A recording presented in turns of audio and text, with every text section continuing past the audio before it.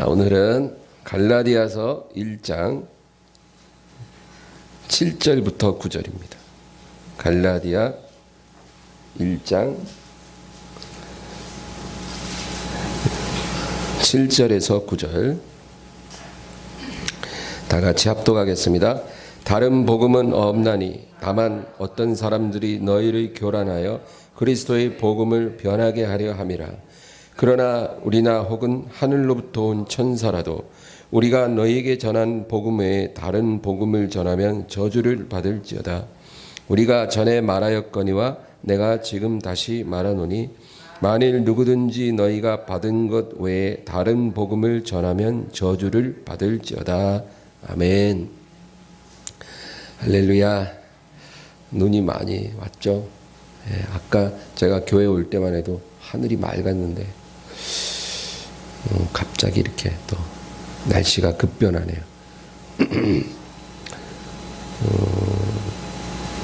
우리 인생도 그런 것 같아요.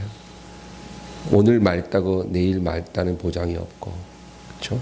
오늘 흐리다고 내일 흐리다고 또 장담할 수 없는 거죠. 우리 하나님께서 하루아침에 모든 것을 다 바꿀 수도 있는 것입니다. 오늘 본문은 사도들이 전해준 복음 외에 다른 복음은 없다. 그거예요. 이 사도의 권위는 엄청난 거예요. 예수님이 직접 세운 종들이거든요. 복음을 전하라고 세운 거예요. 뭐 세례 주고 그런 여러 가지 일들을 위해서 세운 게 아니고 복음 전하라고. 그래서 사도들이 전한 복음이 진짜 복음이죠. 그 외에 다른 복음은 없다. 사람이든 천사든 그 어떤 존재라도 우리가 전한 복음 외에 다른 복음을 전하면 저주를 받을 것이다. 여러분, 마귀가 원래 천사였잖아요. 그 천사가 타락해서 사람들을 미혹하거든요. 그래서 다른 복음의 씨앗을 뿌리는 거예요. 그 마귀도 듣는 자도 저주를 받을지어다. 그렇게 단호하게 말을 하고 있는 것입니다. 인간에게는 영성이 있어요. 영성. 이 영성이 뭐냐면 사람은 이 영이 있거든요. 그 영을 둘러싸고 있는 게 혼이고 그 혼을 둘러싸고 있는 게 우리 육신이에요. 그래서 이 우리가 갖고 있는 이 육신도 육신의 본성이 있고 또 혼도 혼의 본성이 있고 영도 영의 본성이 있어요. 그 영의 본성을 우리가 영성이라고 하는 거예요. 언젠가 제가 이 육체와 혼과 영의 차이를 얘기한 적이 있을 거예요. 간단하게 다시 말한다면 이 육체라는 것은 육체의 어떤 본성을 갖고 있는데 우리가 배고프면 밥을 먹고 싶고 졸리면 잠을 자고 싶고 그런 거 이게 다 육체의 본성들이에요. 그 다음에 그 안에 있는 혼도 본성이 있는데 예를 들면 우리가 누군가를 사랑하고 싶은 마음, 그렇죠? 사춘기가 되면 그런 마음이 막 꽃을 피우잖아요. 선생님을 사랑하고 옆집 오빠를 사랑하고 뭐 그런 거. 우리가 누군가를 사랑하고 싶고 또 사랑을 받고 싶고 또 뭔가 자연을 아름다움을 다 보면 너무 마음이 벅차오르고 행복하고 그런 감정들 또 어떤 나의 꿈을 이루고 싶은 그런 욕망 이런 모든 게 다 우리 혼의 본성이에요. 혼의 본성. 그래서 사람은 누구나 다 육의 본성도 있고 혼의 본성도 있는 거예요. 그게 없으면 사람이 아니겠죠. 근데 그 혼 안에 영이 있어요. 영의 본성을 영성이라고 하는데 이건 뭐냐면 신을 갈망하는 마음이에요. 신을 갈망하고 신과 교제하고 싶고 신과 교통하고 싶은 마음. 그게 영성이에요. 그래서 이 영성은 짐승에는 있을 수가 없어요. 만약에 짐승에게도 영성이 있었다면 그 짐승들도 다 거듭나지 않으면 심판받는 거예요. 그러나 영성이 없기 때문에 짐승은 어떤 죄를 지어도 심판을 받을 필요가 없는 거예요. 그러나 하나님이 사람에게는 영성을 주셨기 때문에 우리가 우리의 삶에 대한 책임을 져야 돼요. 특별히 우리가 하나님 앞에서 내가 어떤 사람이 되는가, 이게 중요하다는 거죠. 내 육의 본성이 있고 혼의 본성이 있지만 내 영성이 그걸 컨트롤하게 해야 된다는 거예요. 지금 배가 너무 고파. 근데 보니까 옆 사람이 싸온 도시락이 너무 맛있어 보여. 근데 그 사람이 잠깐 자리를 비운 사이에 내가 그 도시락을 훔쳐 먹어야겠다. 너무 배가 고프니까. 그런 마음이 생겼지만 그거에 대해서 브레이크를 걸어주는 게 바로 우리 영성이에요. 하나님을 두려워하기 때문에. 내가 배가 고파도 그렇게 하면 안 된다. 내가 지금 너무 가난한데 옆 사람 지갑이 보여서 그걸 훔치고 싶어도 그렇게 하지 않는 것.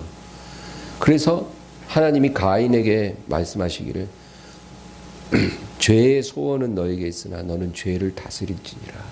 그러니까 가인의 삶은 그 소원을 다스리지 않는 삶을 살았다는 거예요. 본성이 이끄는 대로, 죄의 욕망이 이끄는 대로 행동했던 거예요. 하나님이 그런 가인의 삶을 책망하시는 거죠. 그래서 이 사탄은요, 그 일관된 목표가 뭐냐면 우리로 하여금 복음의 빛을 보지 못하게 하는 거예요. 그 빛을 보고 구원받는 걸 방해하기 위해서 사력을 다하는 게 사탄의 일이라는 거예요. 그런데 사탄이 우리가 구원받지 못하게 하려고 많은 일을 해요. 예를 들면 우리의 육체의 본성을 죄악으로 이끌기 위해서 수많은 유혹을 우리 삶에 뿌려놓죠. 또 우리의 혼의 본성이 또 악을 행하도록 또 많은 유혹을 줘요. 그러나 사탄이 만들어놓은 그 트랩들 중에 가장 위험하고 강력한 것이 바로 우리의 영성을 해치는 그런 일들이에요. 그게 뭐냐면 거짓 종교. 사람들에게는 다 이 영성이 있다 그랬죠. 신을 찾는 마음이에요. 이 신을 찾는 마음. 여러분, 그 마음은 삭제될 수 있는 게 아니에요. 삭제되는 게 아니에요. 그거를 삭제시킬 수 없어요. 하나님이 우리를 창조할 때부터 우리 영혼에 신을 찾는 마음을 다 주셨어요. 그건 빼앗길 수 없는 거예요. 그런데 이 죄인들에게는 그 마음이 부패해갖고 하나님이 아닌 다른 신을 찾게 되는 거예요. 그래서 마귀가 우리 앞에 그 트랩을 딱 설치해놔서 그 트랩에 걸리게 만든 거예요. 그게 뭐야? 거짓 종교, 또 다른 복음이에요. 여러분, 이 세상에는 여러 종교가 있어요. 불교. 우리 조상들 기독교가 전래되기 전에 대부분 다 불교 믿었어요. 불교의 신은 누구예요? 부처. 그렇죠. 종교마다 다 거기 신이 있어요. 불교의 신은 부처예요. 이슬람교의 신은 알라 신이죠. 힌두교에는 여러 신이 있어요. 그리고 다 신이 있어요. 바빌론, 고대 바빌론에는 마르둑 신이나 벨 신 같은 신을 섬겼어요. 고대 그리스는 제우스나 아폴로 신, 그런 신들, 여러 올림푸스 산에 있는 그 수많은 신들이 있어요. 그러니까 어떤 종교든지 어떤 제국이든지 다 종교가 있고 신이 있어요. 그걸 누가 만들었겠어요? 마귀가 만드는 거예요. 마귀가 하나님을 믿지 못하게 하려고 가짜들을 여기저기 다 만들어 놓은 거예요. 그래서 사람들이 그 가짜 신에게 경배를 드리도록 하는 거죠. 그리고 또 하나님을 믿고 예수님을 믿는 사람들을 미혹하기 위해서 다른 복음을 만들어서 씨를 뿌리는 거예요. 다른 복음.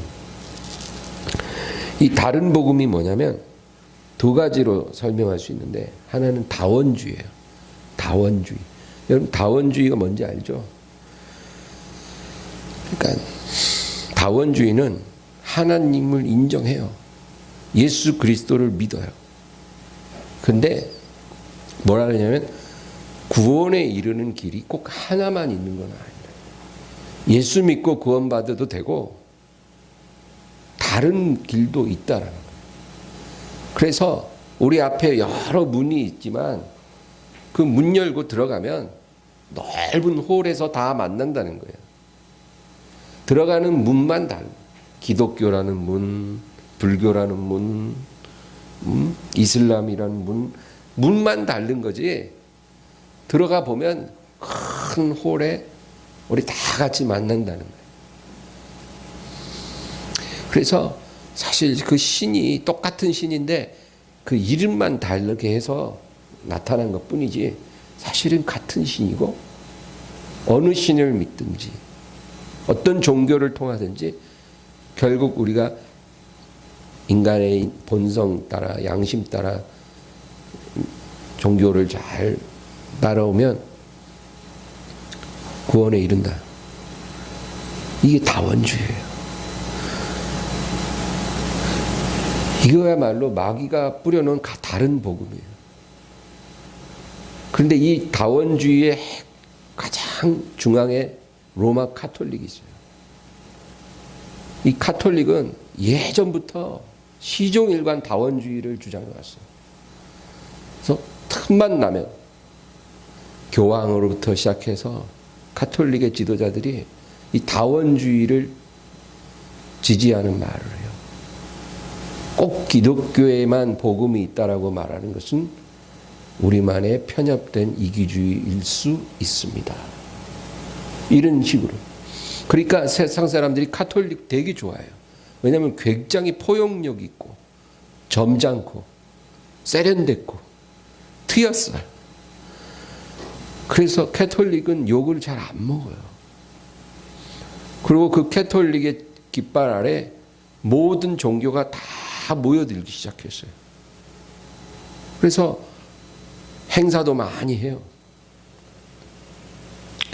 그 캐톨릭이 주관하는 종교 통합의 운동에 동참하는 기독교 교회들이 바로 WCC예요. 그래서 WCC가 나쁘다는 거예요. WCC의 가장 핵심적인 어젠다가 다원주의예요. 카톨릭이 주장하는 다원주의에 우리도 동참합니다라고 그 모토로 설립된 단체가 WCC예요. 그러니까 하나님을 경외하는 교회들은 그 단체에 가입도 하지 말아야 되는 거예요. 그런데 그 단체에 다 가입해 버렸어. 그리고 뭐라고 하니까 몰랐다는 거예요. 몰랐으면 나와야지. 아직까지도 안 나오고 있어. 그래서 하나님이 슬퍼하셔요. 진노하셔요. 이 다원주의가 마귀가 뿌리는 첫 번째 다른 복음이에요. 여기 절대 미혹되면 안 돼요. 그 다음에 또 하나의 다른 복음은 행위 구원이에요. 행위 구원. 행위로 구원 받는다.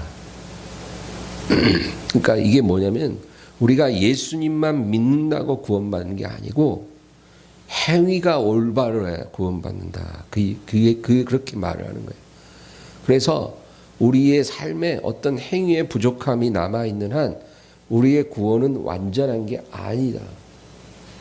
그래서 그 행위가 완전해질 때까지 우리가 노력해야 한다. 그것이 안 되면 구원받은 것이 아니다. 그렇게 말을 한다는 거예요. 여러분 이 말이 맞는 것 같으세요? 아니에요. 우리가 구원을 받는 건 전적으로 은혜 가운데 믿음으로 받은 거예요. 다른 거 없어요. 다른 조건이 있을 수 없어요. 예수님을 믿었기 때문에 구원받아요. 예수님을 믿는 믿음이 있는데 우리가 부족하고 연약하기 때문에 자꾸 넘어지거든요. 우리가 실수도 하고 죄도 지어요. 안 지려고 해도 우리가 말로 죄짓고 마음으로 죄짓고 행동으로 죄짓고 어리석은 행동을 하고 그래요. 그러면 그 행동이 고쳐지기 전에는 구원 못 받을까요? 만약에 내가 어떤 어리석은 행동으로 넘어졌는데 회개도 하지 않은 상태에 있는데 오늘 저녁 주님이 오셨어. 그러면 나 구원 못 받을까요? 여러분 그렇지 않아요. 우리가 비록 행위의 온전함이 부족할지라도 우리의 믿음이 진실된 거면 하나님이 그거를 인정해 주는 거예요. 그래서 오늘 저녁에 주님 오셔도 우리 구원 다 받아요. 교회 가서 정말 진실로 주님을 예배하고 돌아왔는데 집에 가는 길에 남편하고 다퉜어. 아내랑 다퉜어. 죄졌어. 내가 막 혈기를 냈어. 그러고 나서 마음이 분이 찬 채로 잠들었어. 근데 만약에 오늘 저녁에 주님이 오셨다. 그러면 내가 주님은 못 빼고 남을까요? 아니에요. 주님 불러가세요. 주님이 보시는 것은 우리의 행위의 온전함, 불완전함 이런 게 아니고 우리의 믿음의 진실함을 보는 거예요. 주님이 인정하는 믿음이 있는가? 그것이 중요한 거예요. 그러면 주님이 인정하는 그 믿음은 어떤 믿음이냐? 뭐 행위 완전하고 죄 안 짓고 이런 게 아니에요. 주님을 의지하고 사모하고 경외하는 마음이에요. 이 마음이 사라지지 않는 한 한 번 거듭난 영혼을 하나님이 끝까지 지켜주신 거예요. 여러분 그래서 내가 조금 행위가 연약해지고 내가 실수 좀 했다고 해서 내가 구원에서 멀어지는 게 아닐까? 그런 걱정은 하지 마세요. 그런 걱정을 우리 마음에 부은 것은 성령이 아니라 원수예요. 그래서 믿음으로 구원받는 것이 무엇인지 그리고 행위 구원론이 얼마나 악한 다른 복음인지 우리가 그거를 정확히 구분할 줄 알아야 돼요. 초대교회에도 이런 일들이 있었어요. 그래서 유대인들이 교회에 들어와서 뭐라 그러냐면 너희가 예수 믿었다고 다 된 게 아니라 할례 받아야 되고 율법도 지켜야 돼. 그래야 구원 받는 거야. 이렇게 말하는 유대인들이 있었어요. 그 유대인들을 사도가 엄청나게 야단치고 다른 복음을 전하지 마라.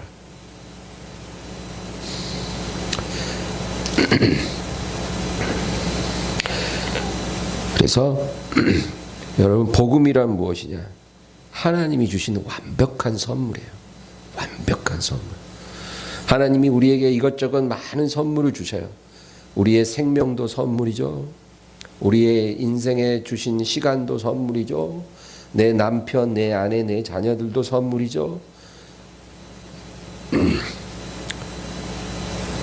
여러 가지 선물을 주셨지만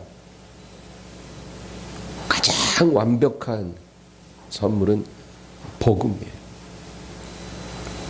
이 복음이 뭐야? 예수 그리스도예요. 예수님이 우리에게 주신 최고의 선물이에요. 이 선물 하나면 다 해결돼요. 우리 인생의 모든 문제들이 이거 하나에서 다 해결받아요. 어떤 사람은 죄책감이 있어요. 죄책감에 눌려서 헤어나오질 못해. 그럴 수 있죠.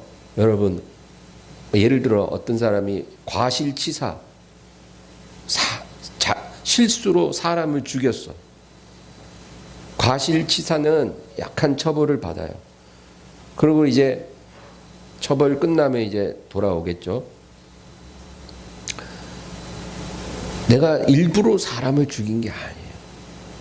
어떻게 실수로 나도 모르는 사이에 어떤 나로 인해서 사고가 나가지고 사람이 죽은 거예요. 예를 들면 내가 운전을 하는 차에 옆에 탄 사람이 차 사고가 났는데 나는 살고 이 사람은 죽은 거예요. 그런 경우 과실치사라 그래요. 그러면 주변에서 막 야, 네가 일부러 한 게 아니니까 잊어버려. 어떻게 해? 죽은 사람 살 수도 없고. 아무리 주변에서 위로를 해주지만 그 사람은 평생 그 트라우마가 있어. 내가 사람을 죽였어. 내가 그 친구를 죽였어. 장래가 창창한 그 친구가 나 때문에 죽었어. 여러분, 그런 죄책감에 눌려서 살아가는 사람들이 의외로 많아요.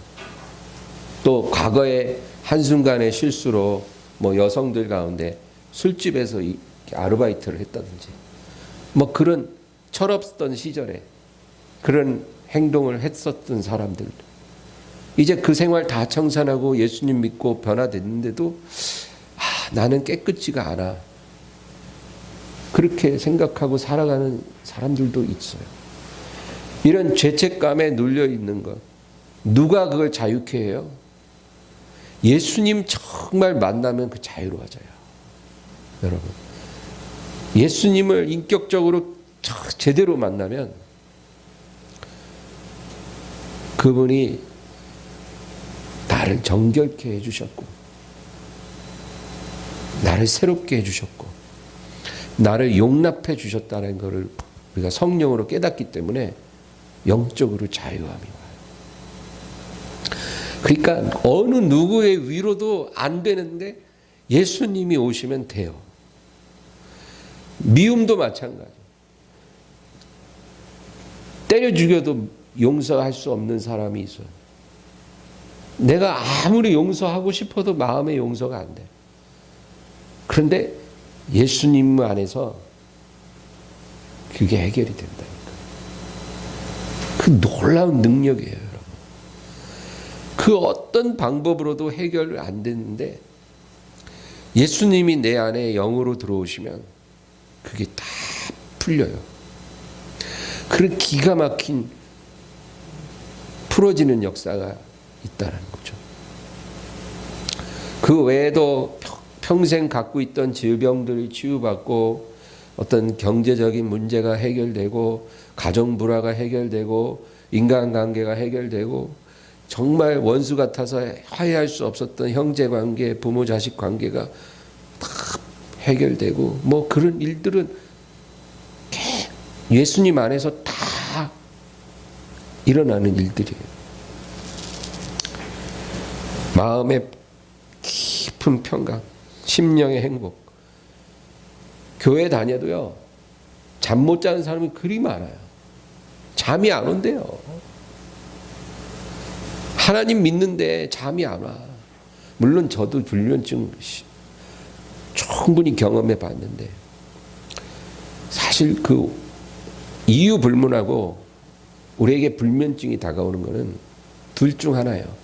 하나님이 내게 하고 싶은 말이 있을 때 잠이 안 와요. 또 하나는 아직 주님을 못 만났을 때 잠을 못 자요. 크리스찬들이 잠 못 자는 이유는 둘 중 하나예요. 믿음이 여린 사람들은 아직 주님을 못 만나서 그런 경우가 많고, 믿음이 성숙한 사람 중에 잠을 못 잘 때는 하나님이 하고 싶은 말이 있을 때, 그럴 때가 있더라고요.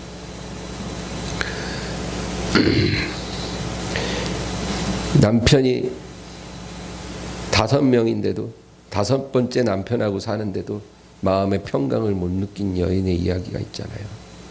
이게 뭐가 다 예수님 만나면 해결되는 거라 그 얘기예요. 우리 영혼의 구원받는 것도 마찬가지.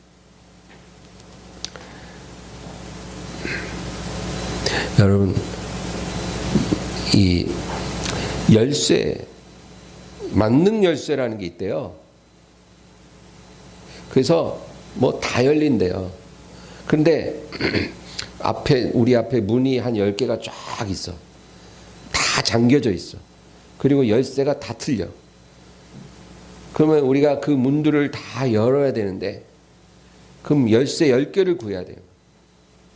하나 구하기도 힘든데 어느 세월에 열쇠 10개를 구하냐고요. 누구한테 가서. 근데 만능 키 하나만 딱 주어주면 다 열린다고.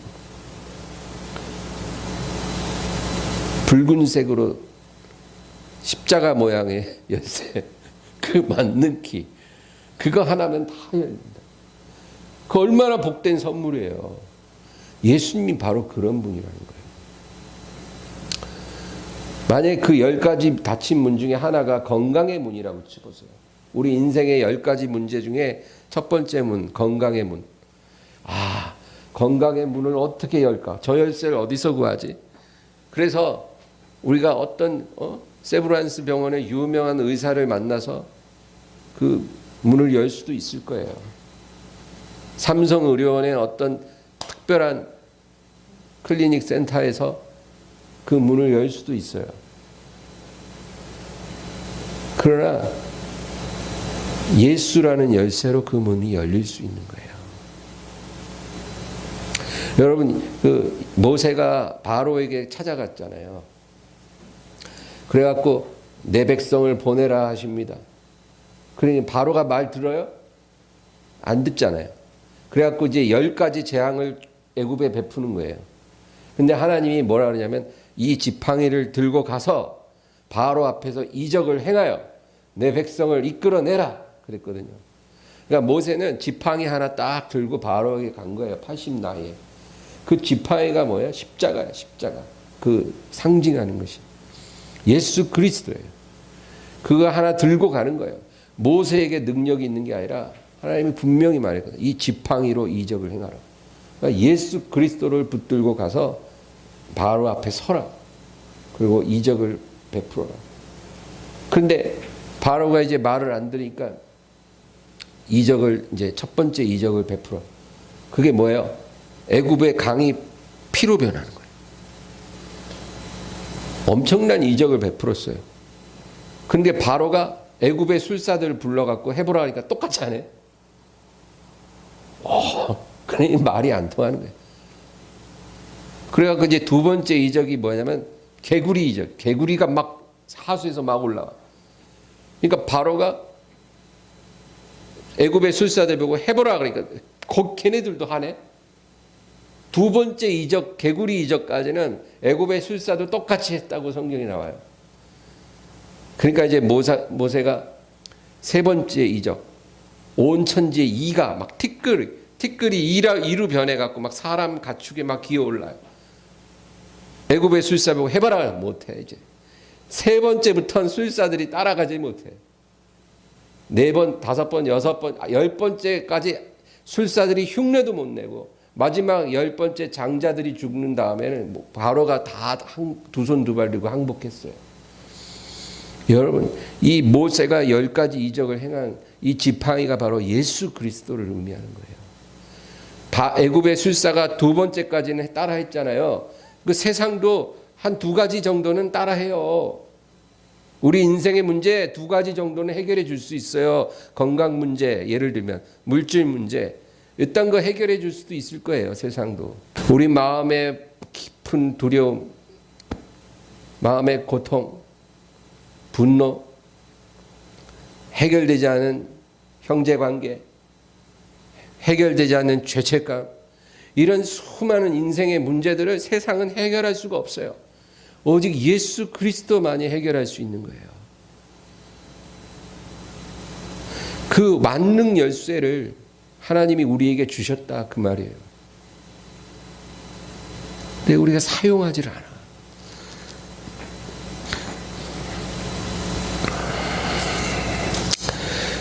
그래서 바울은 유대인들은 표적을 구하고 헬라인들은 지혜를 구하나 나는 오직 십자가에 못 박히신 예수 그리스도만을 전하노라. 그렇게 바울이 고백한 이유가 바로 여기 있어요. 이 세상 사람들 많은 걸 구해요. 유대인들은 표적을 구하고 헬라인은 지혜를 구하고 나는 십자가에 못 박히신 예수 그리스도만을 전하노라. 여기에 모든 문제의 답이 있다라는 거예요. 그래서 그걸 너무나 확신한 바울이니까 이렇게 말을 하는 거예요. 그래서 우리가 예수님을 알아야 돼요. 예수님의 생애를 연구하고 그분의 말씀을 연구하고 신구약책에 적혀있는 모든 예언의 말씀들을 연구해야 돼요. 왜? 그 예언이 사실은 다 예수님을 가리키고 있기 때문에 우리가 성경책 전체가 예수님을 가리키는 책이기 때문에 성경을 부지런히 연구하고 그리고 기도해야 되는 거예요. 우리가 기도할 때 여러분 물론 여러 가지 문제를 놓고 기도하죠. 그렇게 할 수 있어요. 그러나 진짜 중요한 기도는 예수님을 얻기 위해서 기도해야 돼요. 예수님을 알게 하옵소서. 예수님을 얻게 하옵소서. 그 예수님이 내 안에 들어오게 하옵시고 내가 예수님 안에 거하게 도와주시옵소서. 여러분 이 기도가 우리 기도 중에 가장 많은 시간을 할애해야 되고 가장 간절히 기도해야 될 제목이에요. 예수를 알게 하시고 예수를 얻게 하시고 예수 안에 거하게 하옵소서. 왜 이 기도를 해야 되냐면 아까 말한 대로 이게 맞는 키거든요. 맞는 키. 예수님을 얻으면 그냥 다른 건 다 열려요. 다.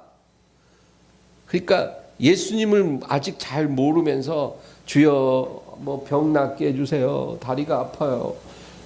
뭐 주여 취직하게 해주세요. 직장이 필요해요. 물론 그렇게 기도 안 하는 것보다 해야 되겠지만 그게 온전한 성숙함이 아니에요. 그런 거 문제가 많이 있지만 다 제쳐두고 예수님을 내가 알게 하옵소서. 그 기도해야 됩니다. 그리고 성경을 열심히 읽고 또 기도하고. 그래서 예수님이 우리 안에 채워지면 그 많은 문제들이 저절로 해결되는 것을 우리가 경험하게 된다니까요. 그러면 우리는 엄청난 부자가 된 거예요.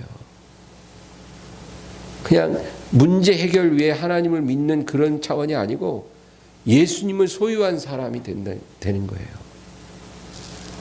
그리고 우리 생에 어떤 문제가 앞으로 생겨날지라도 두려움이 없게 되는 거예요. 왜? 예수님을 내가 소유했기 때문에.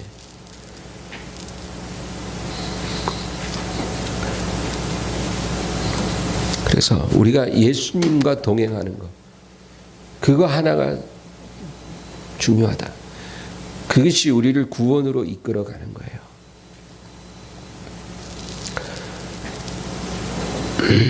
우리가 기도를 하다가도 항상 우리 마음이 예수님을 향하면서 기도를 하면 되는데 기도하다가 예수님을 잠깐 놓치고 문제에 빠져버리면 우리 기도가 길을 잃어요. 여러분 그래서 기도할 때도 항상 예수님을 향한 그 중심을 잘 잡고 그러고 기도해야 돼요. 예수님 안에서 하나님 내 길을 인도하소서. 예수님 안에서 내 건강을 도우소서. 예수님 안에서 우리 자녀들을 이끌어 가소서. 우리 자녀들의 모든 문제를 해결해 주소서. 항상 포커스는 예수님께 딱 고정하면서 우리 삶의 그런 부분들을 아뢰는 기도를 하면 기도가 잘 가는 건데 예수님을 탁 놓치고 주여 어떡하냐 어떡합니까? 이 문제 도대체 어떡합니까? 그 나쁜 놈의 자식이 나를 속여 먹었는데 어떡합니까? 막 이러고 있으면 벌써 우리가 길을 잃은 거예요, 기도가. 예수님 잠깐 우리가 잃어버린 거예요. 그러면은 그런 기도를 하게 되면 기도 끝나도 마음이 답답하고 불안해요. 내가 2시간 동안 부르짖었는데 왜 이렇게 마음이 편안하지가 않지? 간단해요. 기도하다가 예수님을 잃어버렸기 때문에 성령의 역사가 끊어진 거예요. 그러니까 여러분 기도를 한 30분을 하든 1시간을 하든 성령의 역사로 충만해지고 마음이 편안한 그런 기도가 되려면 예수님께 포커스를 맞춰야 돼요. 그거밖에 없어요. 성령님이 우리에게 오신 이유는 예수님을 드러내기 위해서 오신 거예요. 다른 목적 없어요. 가정에서 일터에서 우리가 무엇을 하든지 간에 예수님의 포커스를 맞추고 우리가 일을 해야 돼요. 그러면 무엇을 하든지 하나님이 우리를 붙들어 주시고 지혜도 주시고 우리 인도해 주시는 거예요. 예수님 잃어버리면 순간 우리가 실수할 때가 많아요. 다니엘이 하루 3번을 기도했잖아요. 왜 기도했겠어요? 그냥 3번 해야 응답이 오느니라 이런 걸까요? 그건 율법이죠. 그게 아니에요. 3번 해야 응답이 와서 3번 하는 게 아니고 예수님 하나님을 잃어버리지 않기 위해 3번을 정해놓고 기도하는 거예요. 총리로서 그렇게 바쁜 일상 속에서도 뭐를 놓쳐서는 안 되기 때문에 3번을 정해놓고 기도하는 거예요. 뭘 놓치지 않으려고 그랬겠어요? 그가 하나님이에요. 하나님 안 놓치려고 3번 기도하는 거예요. 아무리 바빠도 그 시간은 정해놓고. 그러니까 그 원수들이 다니엘을 모함해서 사자굴에 딱 들어갔는데 다니엘이 마음에 평안해요. 왜? 하루 3번을 기도하면서 수십 년을 살아왔기 때문에 어떤 상황에서도 하나님이 마음속에 딱 좌정하고 계시거든요.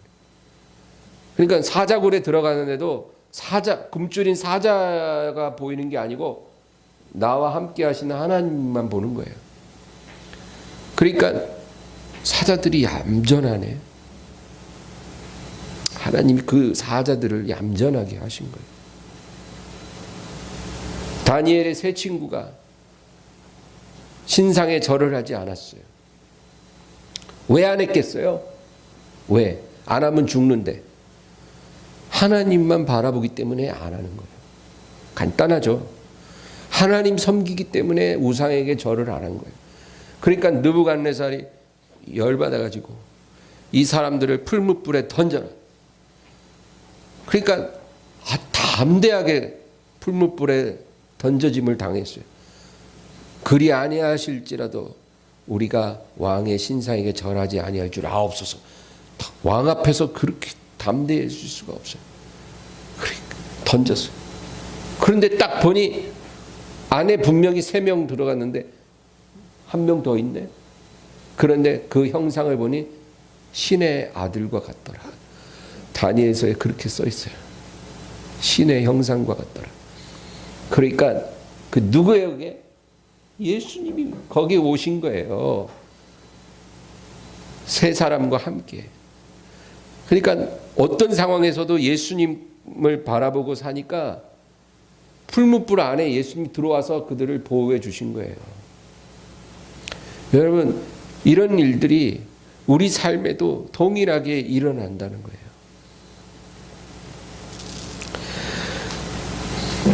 한나, 사무엘의 엄마 한나가 하나님 앞에 서원을 해요. 하나님 아들을 주신다면 그 아들을 하나님께 나실인으로 드리겠습니다.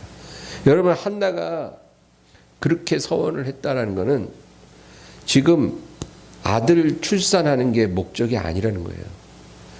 내 마음의 이 고통스러운 원한을 주님께서 해결해 주신다면 그 응답으로 주신 아들을 하나님께 다시 드리겠습니다. 지금 내가 이 아들로 인해서 원한이 있지만 그 아들이 내 인생의 목표가 아니라 내 원한에 풀어주신 하나님이 내 삶의 진정한 목표이시기 때문에 내가 주신 그 아들을 하나님께 돌려드리겠습니다. 그렇게 서원한 거예요. 그러니까 서원하면 응답이 빨리 온다. 이런 허튼 소리가 아니고 성경이 얘기하고자 하는 것은